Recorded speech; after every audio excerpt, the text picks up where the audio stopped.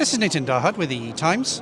I'm talking today to Alex Kocher, who is the CEO of Quintauris, which is the new organization that was set up about a year ago. Alex, hello. Hello Nitin. Nice to meet you. So Alex, tell me a little bit about Quintauris.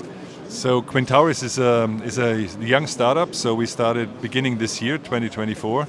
And it's a joint venture from the semiconductor industry. So we have very prominent semiconductor vendors in our as shareholders, starting from Bosch, Infineon, Nordic Semiconductors, NXP and Qualcomm, and ST most recently joined as well as shareholder.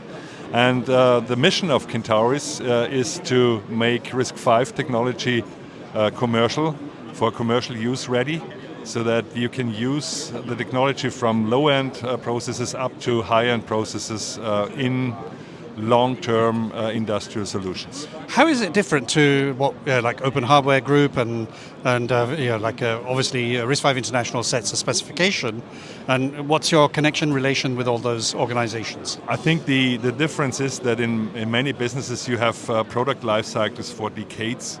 And when you just look at a microprocessor which comes into a car, you need to sign, when you deliver this to a car manufacturer, the contract as a semiconductor vendor, that you maintain your technology from the end of production of the car for 15 years.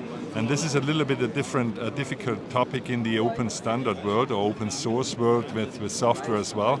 And that's the reason why now the semiconductor, our shareholders, want to have a framework that we provide technology together with Open Hardware and with Sci-Fi and with others, which is fulfilling exactly that need in terms of maintainability. But also there are certain certification standards to be fulfilled. Functional safety is just one, security. And these are all the topics where we need to build a framework and then provide a managed innovation for the technology in all the different classes. So you're a not-for-profit? No, we are profitable as organization. Okay. We will make our business based on license models, but also on certification and benchmarking for certain So platforms. like a TUV for RISC-V, Yes, I guess? right. Okay, but also providing commoditized products, I guess? Yes. Or yes. IP? IP, yeah. All right, okay. So you what have you been doing up to now? Because I mean, you announced some time ago, but what are the things you've been putting in place? We are kind of strange startup, as you might know. I mean, the idea came from our shareholders, from our big shareholders. Not necessarily that two founders found a company with a clear mission, with a clear business model already. Yeah. It's right the opposite. So we had a seed funding and had a mission and started literally beginning this year with one employee, and this was me. Now I'm building up the team, I build up the strategy, I build up the mission, and build up a young team. We most recently hired a CTO, and now we are executing the strategy and building up the first products in the course of the next year. Okay, so you've actually answered my next question, which was, what's your plan for the next year? So what kind of products? I mean, what have you got some roadmap already? Yeah, so we are starting in the given market segment is automotive for the first to start. Okay. And we are starting there in the real-time world, so the bread and butter business, which is very essential for certain applications in the automotive industry. And we are specifying the profile for this specific need. Of course, based on the RISC-V International standards. Right. And then providing a platform so that we can foster the ecosystem around. It's not necessarily just the hardware itself. Very important is the software around. So the tools and the operating systems, the low-level stack software, which you need to build applications on top. Right. And for that, we are creating specific platforms. Okay. And create then an ecosystem where we also try to provide a one-stop shop for our customers with all the IP partners in the ecosystem. It's actually what I've been hearing a lot the last 2 days at Electronica. Platforms, people are building modular platforms. So I think what you're trying to say is you're building a platform for RISC-V. I mean, you just need to think about x86 or what ARM did in a fantastic way. It's really that the software ecosystem needs to be fostered.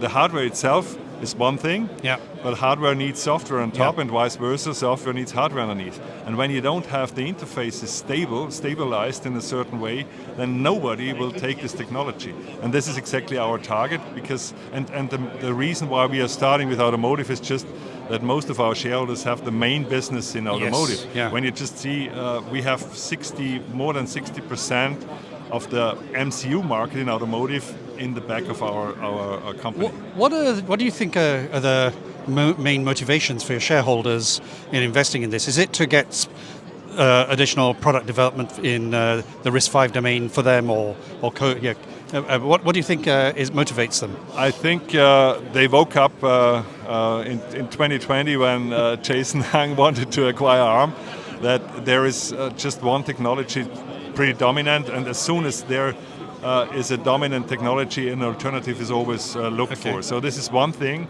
And the other thing is the openness of RISC-V is a perfect platform for innovation. So they are looking always for the latest and greatest, and this is also something which is given with the RISC-V ecosystem as such. So what are the key opportunities and what are key challenges for you right now? I think the key opportunities is that the whole world is looking for alternatives in the world where we have also geopolitical problems. It's the resilience specific regions in the world need to build.